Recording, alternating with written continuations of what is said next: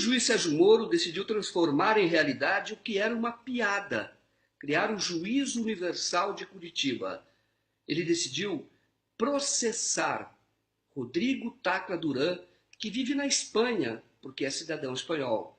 A decisão foi divulgada esta semana, depois que Sérgio Moro foi formalmente comunicado de que a justiça espanhola decidiu não extraditar Rodrigo Tacla Duran para o Brasil. Rodrigo Tacla Duran, que é acusado de lavagem de dinheiro, corrupção e formação de quadrilha. A razão é que Tacla Duran é também cidadão espanhol. Pela decisão da justiça espanhola, Tacla Duran poderia sim ser processado, mas lá, na justiça da Espanha. E para isso, o Estado brasileiro teria que enviar a denúncia e as provas. Mas Sérgio Moro decidiu não fazer isso. Decidiu ficar à frente ele mesmo do processo, apesar do bom senso e da lei recomendarem que ele não fizesse isso.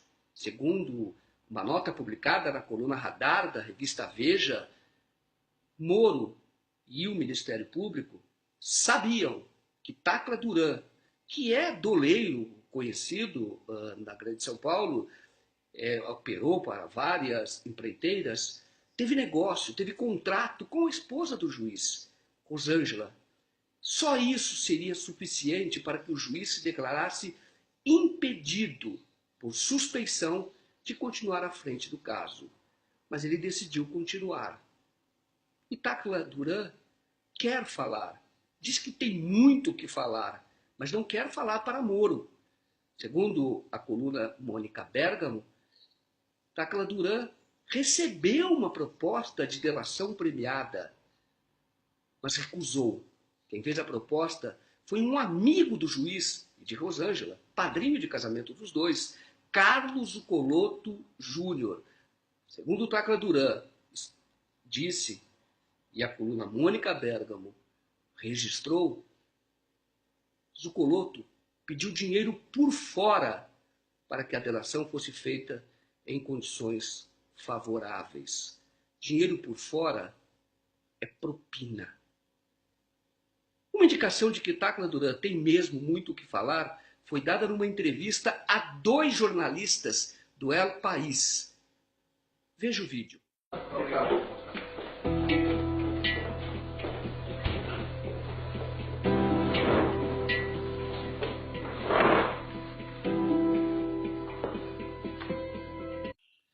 E Rodrigo Tacla Duran disse aos jornalistas do El País, José Maria Irujo e Joaquim Gil, que a Odebrecht mentiu sobre o valor das propinas pagas a agentes públicos em todo o mundo.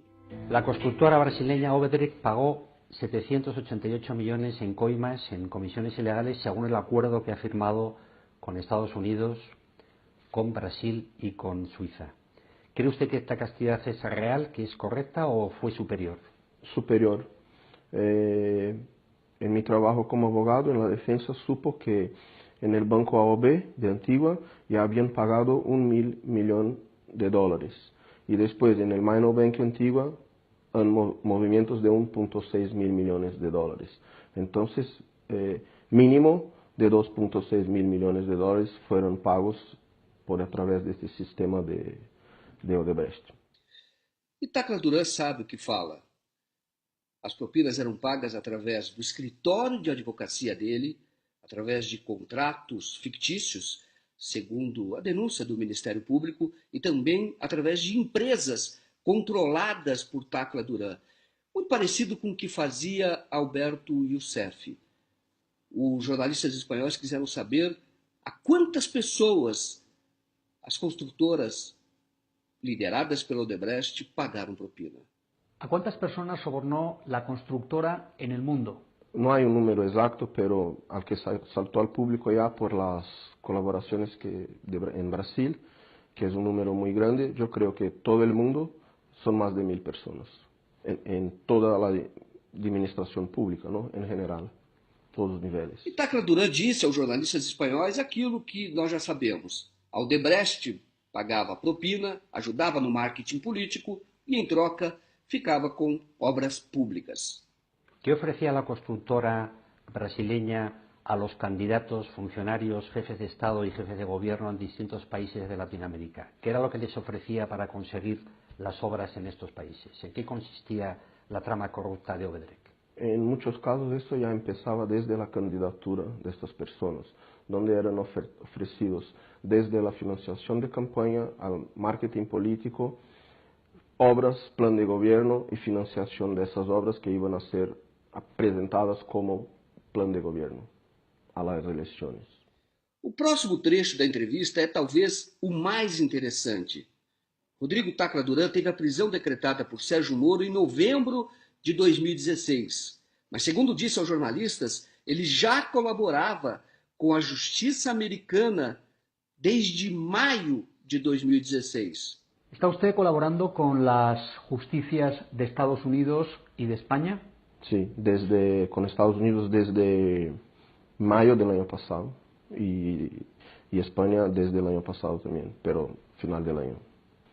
La colaboración explicando y esclareciendo todo acerca de las acusaciones que me imputan y en todo que es necesario e importante que sepan de Odebrecht. Yo tuve conocimiento de todo lo que fue, muchas cosas de que pasó con la empresa por cuenta de mi trabajo como abogado ya en la defensa de Odebrecht, reuniendo informações para a defesa. Ele também é colaborador, como disse, da Justiça Espanhola, e a Espanha tem interesse no que Tacla Duran tem a dizer. Segundo ele, o centro da operação de propina estava numa ilha do Caribe antiga, mas também as propinas eram pagas através de um banco de Andorra, no território espanhol. ¿Qué papel jugó en toda la estructura offshore de Odebrecht el Banco de Antigua, la banca privada de Andorra y su filial en España, Banco Madrid? El Minor Banco Antigua era como una central, un hub. Todo pasaba primero, entraba o salía por Minor Banco Antigua. Entonces él tendría un papel central. Después, BPA, como otros bancos, tenía un papel ya secundario para terminar los pagos a las personas. Pero el central siempre fue Antigua. E tem muita gente preocupada com o que Tacla Duran tem para dizer. Gente do Brasil, gente fora do Brasil. E é certamente por isso que Tacla Duran tem sido ameaçado.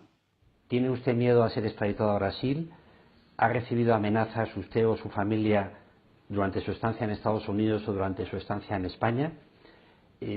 ¿Hay temor por parte de altos funcionarios o gobernantes en Latinoamérica a lo que usted pueda contar o decir sobre la trama corrupta de Odebrecht? Sí, he recibido amenazas desde que llegué a Estados Unidos y en España también, no solo yo, pero mi madre y mi familia.